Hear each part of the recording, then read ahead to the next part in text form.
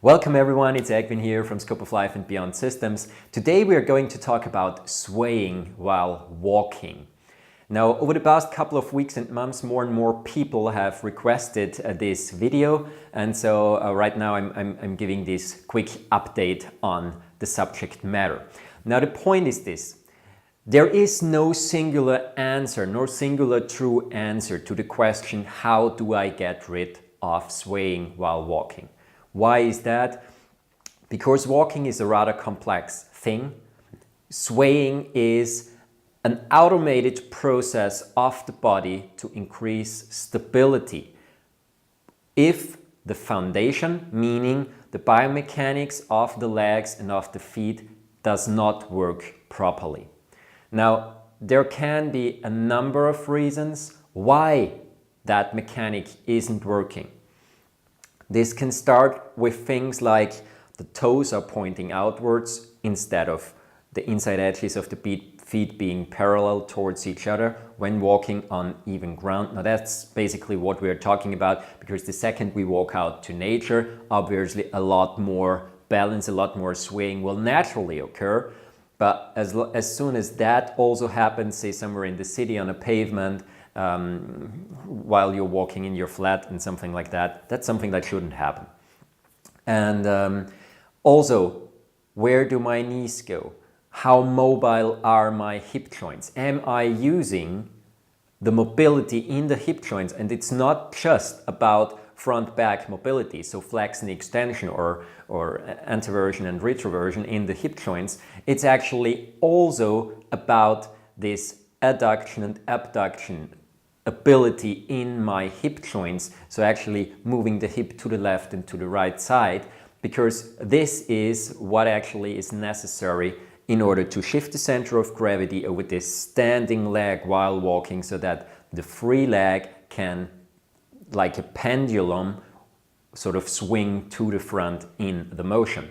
But the hip joint is obviously not the only joint that can be affected by stiffness or limitations in terms of mobility here. It's also the ankle, because the ankle also sort of has to allow for that mobility to the left and to the right.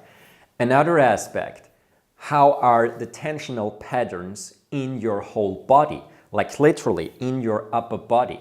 If your upper body and your spine does not allow for left and right shift, if the connection of your spine down to your pelvis is actually limited in mobilization and limited in terms of flexibility and in terms of strength, and it's rather an and or for all of those. If there is a problem, once again, this can lead to swaying. Obviously, being drunk can also lead to swaying, I know, but that's not what we're talking about here. Right now, it's really what happens if my foundation, meaning my lumbar spine, the connection of the spine to the pelvis, my pelvis and my legs, if that foundation has some sort of biomechanical problem, if there is a weakness, maybe in the muscles, if there is too much tension in the fascia system, and so on. It can even have to do with vertigo, with troubles with literally balancing through your ear, through your inner ear, and so on. So there are a number of different possible reasons for swaying, which is why there isn't really the one single answer that I can give you. There is not the one single exercise that I can give you in order to get rid of swaying. For some, it's muscle weakness. For some, it's muscle tension. For some, it's the combination of both. Actually, most of the time, it's the combination of both.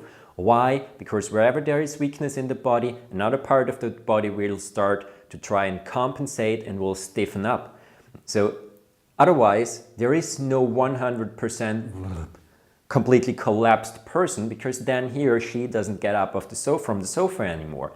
And there is no 100% stiff person, because then again, this person won't move a lot. Although the stiffness part is something that, as soon as the joints in the legs are not moved properly, is something that again facilitates swaying, or a swaying walking type, rather than a straight, normal, healthy locomotion. The point here, I think there are a couple of different options that someone has. Option number one is really make sure to realign all the major joints in your body. Your ankles, your hip joints, your knee joints, and make sure that your pelvis and your spine are mobile rather than stiff. So this is number one. And when I say make sure that they are aligned, it's about both. It's about static alignment and it's about make sure that the muscles around those joints are coordinated in such a way that opening those joints while walking, opening and closing those joints in the correct directions actually happens. That they have the mobility as well as the strength to do that, to move properly and to open the movement axes that are required for natural and healthy walking. Now, a method that can help with that is literally to go and isolate each and every one of those joints and teach the muscles around those joints, the agonist and antagonistic muscle groups, to work together again properly in order for that joint to have full range of motion and mobility, which then allows for a proper walking method.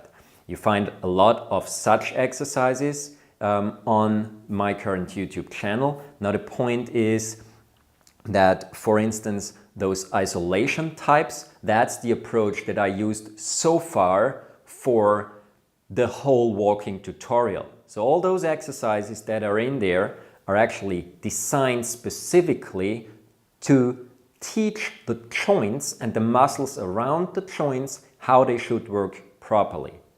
Now this is one part.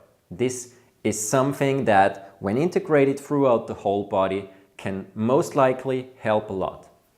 Another approach would be to literally start and relearn walking from scratch. And this is one of the three main different options.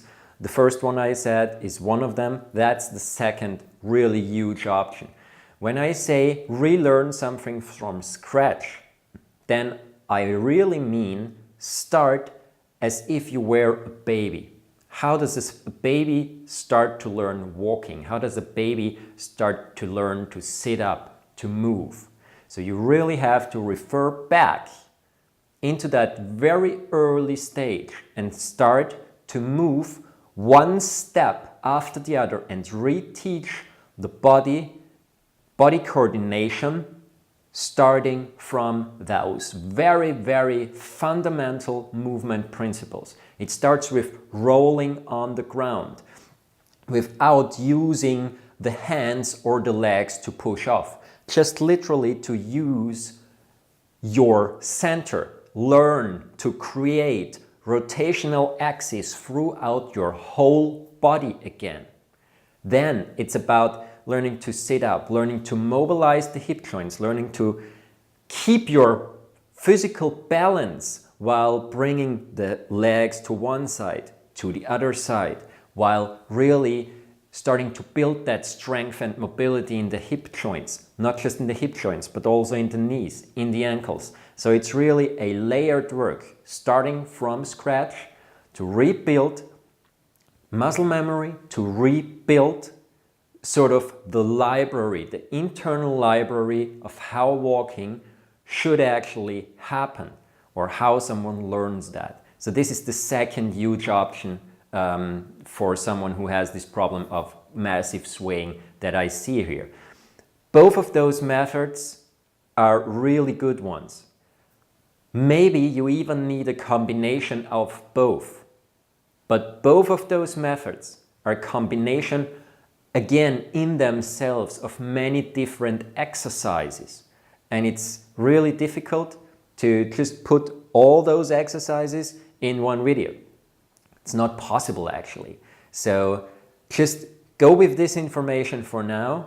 You can use infos on this website, you can use on this YouTube channel, you can use infos from other YouTube channels who start to use this groundwork and stuff like that. I'm gonna post some of those things as well. But basically, it's one of those two options that sort of has, in my point of view, the best chance of actually getting you out of this problem, if you have it. Whether that's a thing of weakness, something where mobility comes into play, something where emotional or psychological trauma comes into play, which is very likely, or some sort of degenerative disease, all those are different, very specific cases. And so just by simply getting this question, it's not possible to literally design a path of healing for each and every individual situation. This would actually require direct therapeutic interaction. And so the purpose of this video is to give perspective and to give you an idea of methods that can help. And so whether you need this information or someone in your area needs this information, you can spread it, obviously. If you have any specific questions that you want me to answer on top of that, let me know. And yeah, so that's basically it. Because just the people who asked me for that, and it's about 5 just in the last, say, 3 months or so, each and every one of those people, as far as I know them or got to know them, or as far as their question is specifically designed, has special needs. And even for that low number of people, even for those 5 people, it would be necessary to design a specific path to that healing for each and every one of those persons. So take that under consideration when you watch this video. I hope you enjoyed it. If you have questions, let me know, put them in the comment box below. Yeah, other than that, if you haven't subscribed to the channel and want to stay tuned on updates like that, or also isolating exercises and stuff like that, then hit that subscribe button. Always feel free to like and share the video as well. I hope you have a wonderful day. See you soon and all the best. Bye.